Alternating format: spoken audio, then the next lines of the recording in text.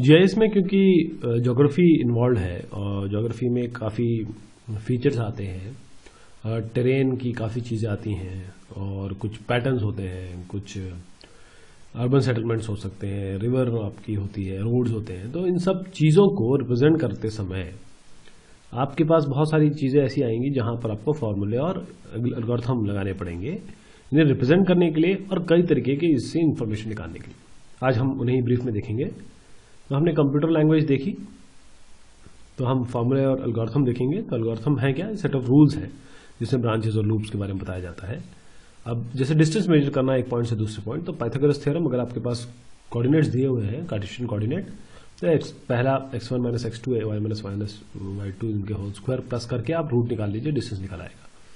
अगर आपके पास light long दिए हुए हैं, अगर आप ये λ1 लैम्डा और फाई लैट लॉन्ग आपको दिए हुए हैं, तो डिस्टेंस निकालने का तरीका ये है। और इंटरसेक्शन ऑफ स्ट्रेट लाइन, आपके पास एक लाइन की बात करें तो लाइन की इक्वेशन होती है y is equal to mx plus c. एक लाइन होगी y1 is equal to mx1 plus c1, दूसरी लाइन होगी y2 is equal to mx2 plus c2। अब इनको जब हम सॉल्व करेंगे तो देखेंगे कि x जो है हमारा c2 minus c1 bye m1 minus m2 आएगा, और y जो है m1 c2 minus c1 m2 bye m1 minus m2 आएगा। तो ये कॉमन पॉइंट है जहाँ पर वो इंटरसेक्ट कर रहे हैं।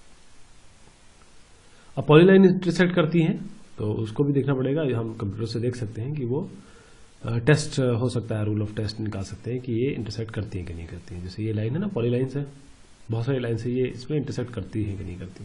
उसके लिए हम क्या करेंगे कि मिनिमम बाउंडिंग बॉक्स यूज करेंगे, और बॉक्स जो है इमेजिनरी है, एक्चुअली में तो नहीं है।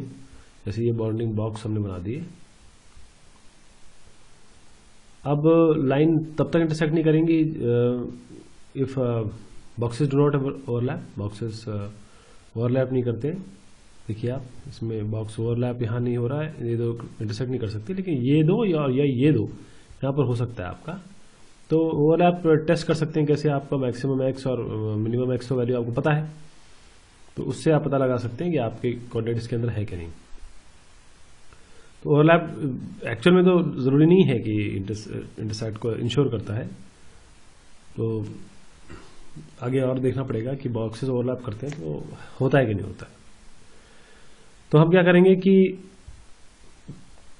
जो फर्दर है उसमें हम यहां पर देखिए ये जो और इसको बाउंडिंग बॉक्स को और डिवाइड करेंगे, और the box of segment 1 overlaps with the box of segment 2।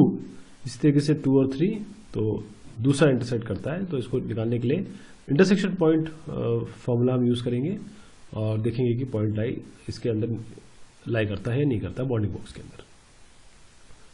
Area of a polygon निकालना है आपको, तो बहुत ही आसान है। वैसे अगर रेगुलर शेप है तो बहुत ही आसान था, लेकिन अगर रेगुलर शेप है तो उससे भी आसान है। देखिए कैसे, ये आपका पॉलीगन है।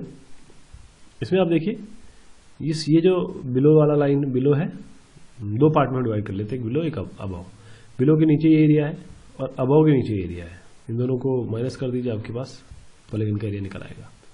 एरिया ऑफ पॉलीगन अगर इस तरीके से निकालना है तो आप क्या करते हैं, सबको डिवाइड कर लीजिए ट्रेपीजियम में। और ट्रेपीजियम जो है वो ट्रेपीजियम डिवाइड हो जाता है आपके एक रेक्टेंगल और आपका ट्राइंगल में, राइट एंगल ट्राइंगल में। देखिए इस तरीके से, जैसे ट्रेपीजियम है, इसमें ये ट्राइंगल है, ये आपका रेक्टेंगल है।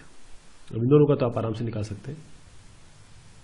तो ये तरीका होता है। सबको जोड़ दीजिए फिर फाइनली, तो आपको पूरा का पूरा पॉलीगन का एरिया निकल आएगा। सेंट्रॉइड का क्या करेंगे आप? सेंट्रॉइड एक सेंटर पॉइंट होता है, और इसमें क्या होगा कि आप इमेजिनरी ट्रायंगल्स बनाइए, हर ट्रायंगल का आप सेंट्रॉइड निकाल लीजिए, और उन सारे जो सेंट्रॉइड्स निकलेंगे उनका वेटेड एवरेज सेंट्रॉइड निकाल लीजिए, वही आपका इस पूरे पॉलीगन का सेंट्रॉइड होगा। अब पॉइंट इन पॉलीगन कैसे टेस्ट करेंगे? तो अगेन हम इमेजिनरी लाइन बनाएंगे इसमें, और फिर देखेंगे कि ये लाइन जो है कितने बार इंटरसेक्ट कर रही है। अगर ऑड टाइम इंटरसेक्ट कर रही है तो पॉइंट अंदर ही होगा, और अगर नहीं हो रहा है, ऑड इवन हो रहा है, तो वो बाहर करेगी। जैसे देखिए ये ऑड है, ये इवन है, तो ऑड है तो अंदर है, इवन है तो बाहर है। तो इसमें यह है कि आप जैसे दो केस देखे हमने, ऑड है, जीरो भी ऑड है, जीरो इवन है तो बाहर है। ये तरीके होते हैं। इसमें दो तीन चीज़ें और लगाई जाती है जिससे हम पता करते हैं, लेकिन बेसिक तरीका यही है कि इवन ऑड ढूंढिए जहाँ इंटरसेक्ट होगा, और उसके हिसाब से पता लगाइए कि वो अंदर है कि नहीं। अब पॉलीगन एलोकेशन, अब पॉलीगन मतलब जो पॉइंट है वो लाई कर रहे हैं कि नहीं कर रहे हैं, ये भी एक तरीका है। तो उसके लिए हम imaginary minimum enclosing rectangle around each polygon बनाते हैं। और इसमें कुछ कंपेयरिंग वही बिल्कुल सेम तरीका है। देखिए सबका तरीका एक ही होता है। आप मिनिमम एक बाउंडिंग बॉक्स बनाइए, फिर आगे चलते जाइए और फिर जो रिजेक्शन जो नहीं हो रहे उनको हटाते चले जाइए। तो फाइनल जो मिलेगा आपको वो आ जाएगा आपका कि ये हो रहा है। जैसे ये मैं बता रहा हूँ आपको ओवरलेइंग। अब ये पॉलीगन जो है ये ओवरले कर रहा है, ये एक के ऊपर एक आ रहा है। ये देखिए आप, ये पूरा ओवरले कर रहा है ना। इसका निकालने का तरीका मैंने अभी आपको बताया। अफाइन ट्रांसफॉर्मेशन क्या है कि अगर आपको वन कार्टेशियन सिस्टम से दूसरे कार्टेशियन सिस्टम में ले जाना है तो आप अफाइन ट्रांसफॉर्मेशन लगाएंगे। उसके लिए आपको ट्रांसलेशन, स्केलिंग और रोटेशन की जरूरत पड़ेगी। ट्रांसलेशन क्या है, यहाँ से वहाँ एक पॉइंट से दूसरे point, T X T Y आपके ट्रांसलेशन फैक्टर है, आपके X dash Y dash and new position आपको मिल जाएंगे इन दोनों को जोड़ के। आपके पास स्केलिंग है। स्केलिंग में क्या होता है कि आपके पास स्केल फैक्टर होगा, आप मल्टीप्लाई करिए एक्स को स्केल फैक्टर से एक्स डैश आ जाएगा और एक्स वाई को वाई से मल्टीप्लाई करेंगे तो वाई डैश आ जाएगा। इसके बीच में एक फिक्स पॉइंट हम एफ एक्स और एफ वाई ले लेते हैं क्योंकि स्केलिंग में डिस्प्लेसमेंट होता है। तो उस एंकर पॉइंट की हमारे पास जरूरत होती है, जैसे सेंट्रॉइड है। तो ये आपको इस तरीके से निकाल के आता है। रोटेशन में वो एंगल आएगा, तो जो नई पोजीशन होगी एक्स डैश वो X cos theta minus Y sine theta, जहाँ थीटा जो है एंगल ऑफ आपका रोटेशन है मेजर्ड एंटी क्लॉकवाइज। और वाई डैश क्या है, X sine theta plus Y sine theta. Coordinate system कैसे चेंज करेंगे, तीन चीजें हमें बहुत जरूरी है इसमें जानना। कॉमन पॉइंट जो दोनों आपके कोऑर्डिनेट सिस्टम में डिफाइन कर सके, स्केल फैक्टर क्या है और रिलेशन क्या है, मतलब एंगल आपका क्या है रेट टू ईच अदर। तो कन्वर्जन स्टेप क्या है, पहले ट्रांसलेट करिए, रोटेट करिए, फिर स्केल करिए, TRS ऐसे करिएगा, आपको अफाइन ट्रांसफॉर्मेशन मिल जाएगा। फिर वेक्टर टू रास्टर।